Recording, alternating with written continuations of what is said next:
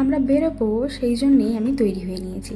তার সাথে সাথে আমি কিয়াকেও তৈরি করে দিয়েছি। যেহেতু কিয়াকে নিয়ে যাব সেই জন্যে বেশ ছোট ছোট কিছু খাবার দাবার আমি এখানে নিয়ে নিয়েছি, তার সাথে জল দুধ টুকটাক রেখেছি।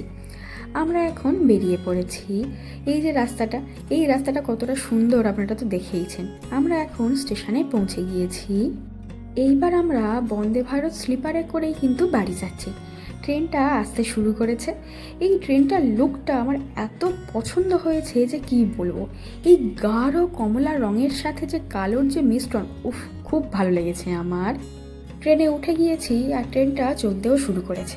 এদিকে হিমাংশু আর কিয়া এখানে বসে রয়েছে, আর আমাদের ট্রেনে ওঠার সঙ্গে সঙ্গে এরকম একটা করে জলের বোতল দিয়ে গিয়েছে, আর তার কিছুক্ষণের মধ্যেই এরকম খাবারটা আমাদের দিয়ে গিয়েছে। আমার পশ্চিমবঙ্গের কুইজিন মিলিয়ে কিন্তু খাবারটা তৈরি করেছিল, আর খাবারগুলো ছিল কিন্তু খেতেও দুর্দান্ত। আর এখানে একটা লাচ্ছা পরোটাও ছিল, আর তার সাথে এই খাবারটা ছিল।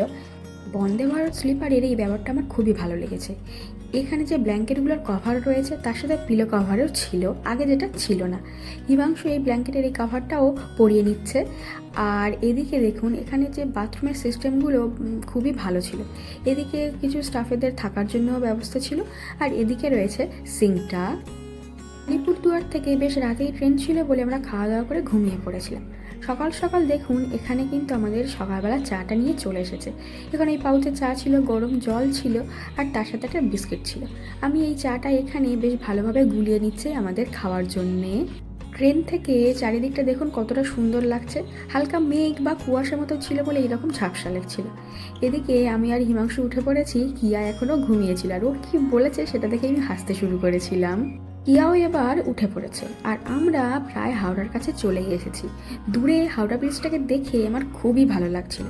যখন চন্দ্রকোনায় ছিলাম তখন এদিক থেকেই যাতায়াত করতাম, এখন তো আর এদিকে ঠিকঠাক আসাই হয়ে ওঠে না। আমরা পৌঁছে গিয়েছি, আর ট্রেন থেকে আমরা নেমেও গিয়েছি।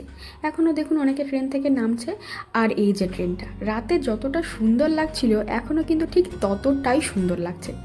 এর মানে লুকটা তো আমার তো দারুণ লেগেছে। আর এর সব থেকে ভালো জিনিসটা কি দেখুন, মেক ইন ইন্ডিয়া, মানে আলাদাই লাগছিল। হাওড়া টু শিয়ালদা মেট্রো লাইনটাতেও আমরা এর আগে উঠিনি, তাই ঠিক করলাম আমরা এবারে মেট্রো করেই যাব। সেই জন্য আমরা এই মেট্রো লাইনের এই দিকে চলে এসেছি। আর এই যে এখানে হচ্ছে ওই মেট্রোর যে রুটটা রয়েছে সেটা। এখন আমরা শিয়ালদাতে পৌঁছে গিয়েছি। হিমাংশু ওদিকে টিকিটটা কেটে নিচ্ছে। কিয়াকে আর কোলে নেব না বলে ওকে দেখুন এই ব্যাগটার উপরে বসিয়ে দিয়েছি কেমন করে, আর ও বেশ ভালোভাবে এখানে বসেও ছিল। হালকা বৃষ্টি শুরু হয়ে গিয়েছে, আর এই ট্রেন থেকে আমার বাড়িটাও দেখা যাচ্ছে। এটা একটা আলাদাই অনুভূতি।